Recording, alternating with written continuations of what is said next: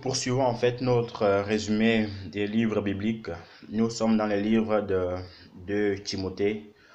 Tout à l'heure, on a terminé le livre de 1 Timothée qui était assez bénissant par la grâce de Dieu. Donc le livre de 2 Timothée, c'est toujours en fait même personne, l'apôtre Paul qui écrit à son fils spirituel, notre frère Timothée. Et l'apôtre Paul va écrire cette lettre-ci, en fait, voyez-vous, étant en prison. Voilà. Étant en prison à cause des persécutions, à cause des tribulations, à cause de l'injustice. Mais ça veut dire quoi? Ça veut dire que par là, l'apôtre Paul nous montre qu'il n'y a rien qui peut l'arrêter dans les choses de Dieu. Même étant en prison, il va quand même continuer en fait à encourager Timothée. Même étant en prison, il va quand même continuer en fait à prêcher la parole de Dieu. Et rien ne doit t'empêcher de prêcher la parole de Dieu. Même si tu es dans un trou comme Jérémie, Jérémie va continuer à dire: croyez en Dieu, répentez-vous Israël, répentez-vous, répentez-vous, répentez-vous. Juste, il était là dans le puits, il disait: Israël, répands-toi, répands-toi, répands-toi, parce que tu vas être maintenant en captivité, Mais Israël ne va pas écouter. Qu'est-ce qui s'était passé? Le roi Nebuchadnezzar, il va les prendre en captivité, et puis c'était fini pour eux, quoi. Donc, vous aussi, continuez à prêcher la parole de Dieu, continuez à prêcher la justice de Dieu, même étant en prison, même étant enfermé, continuez, continuez, continuez. Et le Seigneur vous donnera toujours les forces nécessaires. Donc, pour ce faire, le livre de Timothée, de 2 Timothée, pardon, a 4 chapitres, comparé au premier qui avait 6 chapitres. Le deuxième, en fait, a 4 chapitres que nous allons lire petit à petit. Pour ce faire, nous allons lire 2 Timothée, le chapitre 1, le verset 15. 2 Timothée 1, 15, où il est dit: tu sais que tous ceux qui sont en Asie m'ont abandonné. Phygèle et Hermogène sont de ce nombre. Que le Seigneur accorde sa compassion à la maison de Nésiphore, car il m'a souvent réconforté, il n'a pas eu honte de mes chaînes. Au contraire, lorsqu'il est venu à Rome, il m'a cherché avec empressement et il m'a trouvé. Donc ici, l'apôtre Paul parle à Timothée, comme on disait en fait, l'apôtre Paul écrit cela étant en prison, que beaucoup en fait des frères avec qui il avait commencé l'avaient abandonné parce que parce que la marche chrétienne était très dure, parce que les persécutions étaient rudes. Alors ils se sont dit: non, on est encore quand même des hommes, on est encore plein de vigueur. Alors, pourquoi pas revenir dans le monde, revenir dans la partie du monde pour mener nos activités, quoi. Mais heureusement, par la grâce de Dieu, le Seigneur avait mis Onésiphore sur le chemin de l'apôtre Paul pour qu'il puisse chercher l'apôtre Paul avec empressement, et pour qu'en fait l'apôtre Paul puisse bénéficier en fait de ce soutien-là. C'est pour dire quoi? C'est pour dire que, frères et sœurs, dans la marche chrétienne, nous avons besoin en fait du soutien moral et d'un soutien en fait mutuel, en fait, parce que la marche chrétienne étant compliquée, étant difficile, il faut que le Seigneur en fait envoie d'autres frères pour nous aider. Il faut que le Seigneur envoie notre frère, d'autres personnes en fait pour nous soutenir, que tenez bon, le Seigneur va vous aider, tenez bon, ça va aller. Et c'est pour ça, moi, je ne sais jamais en fait de demander aussi en fait vos prières, parce que ce n'est pas évident, ce n'est pas facile. Et j'ose croire et je crois de tout mon cœur que si je tiens encore bon aujourd'hui, ce n'est pas parce que je suis fort, pas parce que j'ai fait une prière au Seigneur, que voilà, non. Mais c'est parce que il y a un frère qui a prié pour moi, il y a une sœur qui a prié pour moi. Alors, qu'est-ce qui s'est passé? Le Seigneur a réanimé en fait mes forces. Donc, en poursuivant au chapitre 2, par la grâce de Dieu, voyez-vous, on va lire donc 2 Timothée chapitre 2, 2 Timothée 2, le verset 3 au verset 5, qui dit: je suis plein de gratitude envers Dieu, à qui, à la suite de mes ancêtres, je rends un culte avec une conscience pure. Je fais continuellement mention de toi dans mes prières, nuit et jour. Je souhaite vivement te voir. Je me souviens de tes larmes pour être rempli de joie. Je me remémore aussi la foi sans hypocrisie qui est en toi, comme elle a d'abord habité en ta grand-mère Loïs et en ta mère Eunice. J'en suis persuadé, elle habite aussi en toi. Donc voilà que l'apôtre Paul va écrire à Timothée en lui disant que il ne cesse jamais de prier pour lui. Voilà. Donc ça aussi c'est quelque chose d'assez important en tant que conducteur. Nous devons prier pour les gens que le Seigneur en fait a mis sur notre route. Donc si toi tu es pasteur, tu dois prier pour tes brebis. Si tu es prophète, prier pour tes brebis. Parce que c'est très important, prier pour tes brebis nuit et jour. Parce qu'ils ont aussi besoin de tes prières en fait. Hein. C'est comme en fait un père. Un père qui prend soin de sa maison, de sa famille. Ça veut dire quoi? Ça veut dire que un père est amené à aller chercher de la nourriture à ses enfants. Un père est amené à encadrer sa maison. Donc, mais le fait ici, en fait, d'encadrer sa maison, ça veut dire quoi? Ça veut dire que pour un serviteur de Dieu, il doit prier pour ses brebis, il doit prier, en fait, pour le ministère, tout simplement. Et puis, en continuant, l'apôtre Paul va dire qu'il se souvient, il souhaite vivement revoir son fils Timothée. Il souhaite en fait vivement revoir son fils Timothée et que il se souvient de ses larmes. Il se souvient aussi comment l'apôtre Timothée lui-même en fait était dans les choses de Dieu. Puisque ses parents, comme on disait tantôt, sa grand-mère Louise et sa mère Eunice, qui avaient cette foi-là en fait. Hein. Donc, en gros, c'est pour dire quoi? C'est pour dire que l'apôtre, pardon, pas l'apôtre, mais Timothée avait déjà quelques bases, spirituelles en fait. Amen. Nous allons prendre le chapitre 3, le verset 1 au verset 8.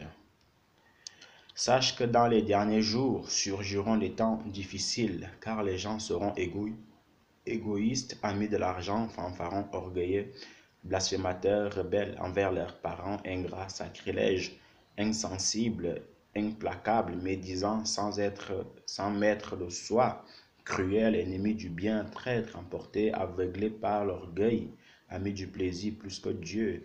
Ils garderont la forme extérieure de la piété, mais ils en renieront la puissance. Éloigne-toi de ces gens-là. Donc ici, l'apôtre Paul est en train de dire à Timothée que dans les derniers jours, en gros, avant l'enlèvement, les gens en fait seront égoïstes, voilà, ils seront égoïstes, amis de l'argent, fanfarons, orgueilleux, blasphémateurs, rebelles envers leurs parents, ingrats, sacrilèges. La liste est longue. Voilà, la liste est longue et c'est ce que nous voyons de nos jours en fait. Les gens sont orgueilleux, voilà. Ils sont orgueilleux, c'est moi ci, c'est moi ça, de toute façon, vous ne me valez pas. Égoïste, voilà. C'est chacun pour soi, c'est chacun sa poche, et puis mon argent, c'est mon argent. Fanfaron, ami de l'argent, voilà. C'est... On ne sait jamais d'amasser, quoi. Quelqu'un qui vend un salaire de 1000 euros, bah dès qu'on donne un salaire de 1000 euros, non, il vend encore 1500. On donne un salaire de 1500, non, moi je vends encore 3000, voilà. Toujours en train de miser sur l'argent. Qu'on s'entend bien, l'argent, c'est pas mauvais en fait. Hein. L'argent nous sert à payer l'ordinateur, nous sert à payer le loyer, nous sert à payer à manger, c'est une bonne chose. Mais ce qui est mauvais, c'est le fait de toujours en fait avoir la pensée sur l'argent, combien je vais gagner, combien ci, combien ça. Non, en faisant cela, en fait, on devient ce qu'on appelle comme Judas, quoi. On devient comme Judas et puis celui qui a tout le temps dépensé vers l'argent, il aura du mal à servir le Seigneur de manière correcte. Il y a aussi des gens qui sont blasphémateurs. Voilà, blasphémateurs. Aujourd'hui, nous voyons des gens que quand tu leur parles de Dieu, mais de toute façon, votre Jésus-Christ là, il est comme ci, il est comme ça. De toute façon, vous les croyants là, vous êtes des fous, vous ne comprenez rien à la vie. De toute façon, vous les croyants là, voilà, c'est des blasphémateurs tout simplement. Même les faux serviteurs, les faux serviteurs, ils sont des blasphémateurs en fait. Hein, parce que quand j'écoutais une prédication, quelqu'un disait en fait que il n'aimait pas Michée parce que Michée, non Malachi, voilà, il n'aimait pas Malachi parce que Malachi ne prêchait pas bien sur la dîme quoi. Donc en gros le gars lui il pensait plus. Il pensait plus en fait à ses intérêts, comment il va aller déplumer le peuple de Dieu, comment il va aller le voler. Et puis Malachi, lui, il voulait empêcher de faire à bien son vol, tout simplement. Donc c'est aussi un blasphème de parler comme ça des choses de Dieu, de parler comme ça des véritables serviteurs de Dieu. Mais le plus gros blasphème, en fait, c'est le blasphème contre le Saint-Esprit que les pharisiens, en fait, faisaient.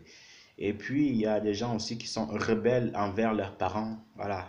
Il n'y a qu'à voir la télévision de nos jours, hein. Souvenez-vous, pour les Français, il y a une émission qu'on appelle en fait Pascal le grand frère. Il n'y a qu'à la regarder. Vous comprendrez tout en ce qu'on dit que rebelles envers leurs parents. Voilà, c'est des enfants qui sont têtus, des enfants qui parlent très très mal à leurs parents, des enfants qui sont désorientés, des enfants qui vivent dans les quartiers complètement désorientés. C'est des choses terribles en fait, c'est des choses terribles qui se vivent devant, sous nos yeux, c'est pas des choses cachées, c'est sous nos yeux. Mais il faut faire attention parce que ça montre vraiment que nous sommes à la fin des temps.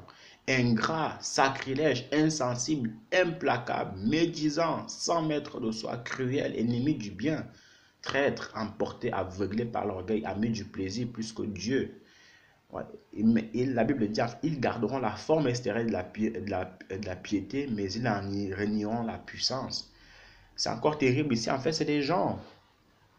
Au dehors, vous les voyez tranquilles, vous croyez que c'est des bons, vous croyez que c'est des gentils, mais essayez de toucher un peu à leur cœur, vous saurez de quoi ils sont capables. À l'exemple des pharisiens, quoi. Ils s'habillaient bien, avec des toges, avec des habits de sacrificateurs, mais il fallait juste en fait piétiner sa chaussure. Là, vous allez voir en fait de quel bois ils se chauffaient les pharisiens. Mais toi, mon frère, toi, ma soeur, le Seigneur ne t'appelle pas à cela. Non. Le Seigneur ne t'appelle pas à cela. Le Seigneur t'appelle à être aussi bien à l'extérieur qu'à l'intérieur. Donc ça veut dire que la fille de Dieu qu'on voit très bien habillée dehors, bah, il faut aussi que quand on te parle, ta bouche doit être accompagnée de bonnes paroles. Quand tu parles, tu dois donner en fait du goût, de l'envie aux gens, tout simplement. Tu vois un peu, donc c'est de ça en fait que la Bible parle. Et au chapitre 4, donc le dernier chapitre, le verset, le verset 2 au verset 4, la Bible dit quoi? Proclame la parole, intervient en toute occasion favorable ou non, refute, reprend, encourage en te montrant toujours patient dans ton enseignement. Amen. J'aime beaucoup, j'espère aussi que le Seigneur m'aidera à être patient dans l'enseignement. Et on avait déjà parlé au niveau de la patience. Donc, si vous parcourez un peu les vidéos dès le départ de mon compte Facebook, j'avais commencé ces enseignements le 1er janvier 2018. Donc, c'était vraiment un engagement que j'avais pris avec le Seigneur. 1er janvier 2018. Je parlais aussi en fait de la patience. La patience, vous trouverez en fait cette exhortation dessus, même sur YouTube en fait. Donc le compte c'est esclave du Seigneur. Non, oui, c'est esclave du Seigneur. Donc le Seigneur, l'apôtre Paul parle à Timothée qu'il devait être en fait patient dans l'enseignement. Parce que vous savez, étant conducteur, étant homme de Dieu, il y a des brebis, voilà, il faut des années pour qu'elles se convertissent, pour qu'elles comprennent en fait quelque chose. Donc il faut user de patience, il ne faut pas forcément les dire, de toute façon, toi tu ne comprends rien à ta vie, de toute façon ça fait depuis des années que tu es chrétienne, tu ne fais rien du tout, de toute façon je ne fais que prêcher, toi tu dis amen mais tu n'écoutes pas, non. Il faut juste, certes il y a des gens en fait qui sont là pour nous perdre du temps, mais il y en a aussi d'autres en fait qui ont un cœur pur, un cœur sincère avec Dieu, mais qui ont besoin de temps. Mais tout cela, en fait, tout se passe dans le discernement des choses. Dans le discernement. Parce qu'avec le discernement, vous arriverez à décortiquer qui est de Dieu et qui ne l'est pas. Donc, être patient dans l'enseignement. Et puis, ne pas forcément appeler tout le monde le diable parce qu'ils ne comprennent pas. Non. S'ils ne comprennent pas, c'est parce qu'ils ne font pas exprès. Et le Seigneur, l'apôtre Paul va encourager Timothée, en fait, à être... voilà, à être quelqu'un qui proclame la parole de Dieu, qui intervient en toute occasion, favorable ou non, qui devait réfuter, reprendre, encourager, et en toujours se montrant patient dans toutes ces choses-là. Encourager et reprendre, ça veut dire quoi? Ça veut dire que Quand tu vois que une des brebis en fait a fait une faute, il faut la reprendre avec amour, avec douceur en fait. Parce que vous savez, c'est comme à l'école en fait. Un maître qui reprend rudement un élève, ben, l'élève en fait, il va se braquer sur lui, même pour poser une question, ben, il n'osera plus la poser. Voilà. Alors que si le maître lui dit, lui reprend de manière douce, de manière tranquille, ben, l'élève, il aura la motivation de continuer à poser ses questions, il aura la motivation de suivre le cours et tout se passera bien. Mais si tu dis à un élève que, de toute façon, toi, ça fait depuis 10 ans que tu poses, ça fait depuis le début de l'année que tu poses des questions, tu n'as jamais rien compris, ben, je vous assure que cet élève-là ne posera plus jamais des questions du moment-là jusqu'à la fin de l'année. Non, c'est pas comme ça. Donc, même les choses du monde, en fait, nous enseignent dans beaucoup de choses. Mais toujours, tu sais que l'apôtre Paul est en train de dire à Timothée que dans les derniers jours, bah, ce sera des moments difficiles. Et il dit aussi en fait que car il viendra un temps où les gens ne supporteront plus l'enseignement sain, mais au gré de leur propre désir, avec un démangeant d'entendre des choses agréables. Ils détourneront en fait leurs oreilles de la vérité et dévieront vers les fables. Ça veut dire quoi? Ça veut dire que toujours dans la fin des temps, les gens ne supporteront plus la sainte doctrine. Quand on dira aux gens, répentez-vous car le Seigneur revient, ah, de toute façon, la repentance là, ça ne m'intéresse pas, moi je vis ma vie comme je veux. De toute façon, ça fait depuis des millions d'années que, des milliers d'années que vous dites que Jésus-Christ revient. Depuis qu'il est parti, on ne voit rien du tout. Donc, voilà, ils vont se détourner en fait de la sainte doctrine. Mais ils vont vouloir entendre des choses qui leur font du bien à leurs oreilles. Quand on va leur dire, oh, mais croyez en Dieu, vous serez riches, vous serez prospères. Ah ben tiens, si je crois en Dieu, je serai vraiment riche. Hein. Non, mon ami, la richesse, comprends que c'est bien, mais ce n'est pas ce qui te ramènera au ciel. La richesse n'est qu'un plus, un bonus dans ta crainte avec le Seigneur. Mais tu ne dois pas mettre le point principal sur la richesse. Parce que Dieu peut te bénir comme tu veux, mais si ton âme n'est pas sauvée, ça ne sert à rien. Il n'y a qu'à voir l'exemple de Salomon. Il était béni, l'homme le plus béni du monde, l'homme le plus béni de la Bible. Mais voyez-vous comment il a fini? Avec 1000 femmes à la fin. Donc, il ne faut pas demander les choses qui vont te perdre au Seigneur, mais dans les choses qui vont te sauver. Donc, c'est des gens, en fait, qui vont vouloir, qui vont se détourner complètement de la vérité, mais complètement de la vérité, et ils vont plutôt, en fait, opter vers des fables, vers des histoires qui leur font du bien, vers des démangeaisons, en fait. Une démangeaison, c'est quelque chose qu'on aime bien entendre. Et c'est pour ça, en fait, que beaucoup de faux prédicateurs attire beaucoup de foule de nos jours parce qu'ils enseignent de bonnes choses, des fables à des chrétiens. Que venez à Jésus, vous aurez du mariage, venez à Jésus, vous serez bénis, venez à Jésus, vous aurez des enfants, venez à Jésus, vous aurez un travail. Non, c'est pas ce qu'on doit prêcher premièrement. Ça, ce n'est qu'en fait du complémentaire. Mais on doit prêcher que venez à Jésus, vous serez sauvés, venez à Jésus, vous sauverez vos âmes, venez à Jésus, Dieu sera avec vous. Et vous savez, quand vous êtes avec Jésus, Jésus s'occupe de tout. Mariage, c'est réglé. Enfant, c'est réglé. Toute situation, c'est réglé. Vous voyez un peu. En gros, les choses dans lesquelles on doit prêcher, on ne prêche pas, mais ceux dans lesquelles on ne doit pas prêcher, on prêche. C'est pas on fait complètement l'inverse. Et en continuant, on va lire le dernier, le chapitre 6 au chapitre 7. Quant à moi, en effet, je suis déjà répandu en libation et le temps de mon départ est arrivé. J'ai mené le beau combat, j'ai achevé la course, j'ai gardé la foi. Désormais, la couronne de justice m'est réservée. Le Seigneur, le juste juge, me la donnera en ce jour-là, et non pas seulement à moi, mais aussi à tous ceux qui auront aimé sa manifestation. Au verset 14, Alexandre le forgeron m'a fait beaucoup de mal, le Seigneur lui rendra selon ses œuvres. Garde-toi de lui, toi aussi, car il s'est violemment opposé à nos paroles. L'apôtre Paul ici va dire à Timothée que lui, il a fait son travail. Il a combattu le bon combat, il a achevé la course et que désormais, en fait, qu'est-ce qu'il attend? C'est la couronne de justice que le Seigneur lui donnera et ainsi qu'aux autres qui ont combattu ce même combat. Ça veut dire quoi? Ça veut dire que la vie chrétienne est un combat, il faut l'emporter. Et quand tu l'emportes, alors le Seigneur te montre beaucoup de choses. Quand tu l'emportes, alors tu es sûr que le paradis est réservé pour toi. Voilà. Et l'apôtre Paul dit aussi à Timothée que Alexandre le forgeron lui a fait beaucoup de mal, mais que Dieu seul, il dit bien, Dieu seul lui rendra selon en fait ce qu'il a fait, selon ses œuvres. Donc ça veut dire quoi? Ça veut dire que l'apôtre Paul en aucun cas ne s'est vengé contre Alexandre le forgeron. En aucun cas l'apôtre Paul a porté un faux jugement contre Alexandre le forgeron, mais il va plutôt dire à Timothée que Dieu seul, Dieu seul, Dieu seul, Dieu seul lui rendra selon ses œuvres. Donc, en tout temps, toi aussi, mon frère, toi aussi, ma soeur, à chaque fois qu'on te persécute, dis seulement en fait au Seigneur que toi seul, en fait, tu rendras, tu feras justice en fait à mes détracteurs. Toi seul, en fait, tu me justifieras. Toi seul, en fait, tu me justifieras devant les gens. Mais je vous en prie, mes frères et sœurs, ne vous vengez pas contre vos ennemis. Je vous en prie, mes frères et sœurs, ne vous vengez pas envers ceux qui vous font du mal. Je vous en prie, ne vous vengez pas. Laissez agir la colère, laissez agir la haine. Car il est écrit dans Romains 12 que à moi la vengeance, à moi la rétribution, dit le Seigneur. Si tu te venges, le Seigneur ne pourra plus te venger. Et ta vengeance en tant qu'homme peut t'amener en prison. Ta vengeance en tant qu'homme peut t'amener aussi une autre vengeance contre le Seigneur.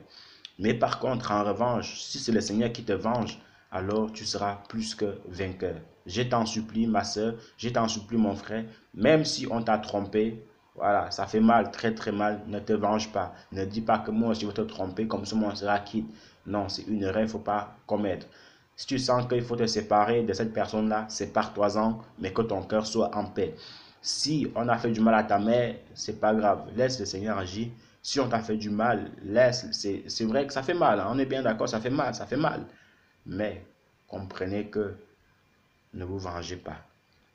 En tant qu'homme de Dieu, en tant qu'enfant de Dieu, dites-vous toujours qu'en fait, la justice divine existe. La justice divine existe. Et quand le Seigneur nous fait justice, alors vous allez voir que vous avez bien fait de ne pas en fait vous venger tout simplement. Que le Seigneur vous bénisse abondamment et que sa grâce puisse continuer à luire dans votre vie. Et on se dit à la prochaine pour le prochain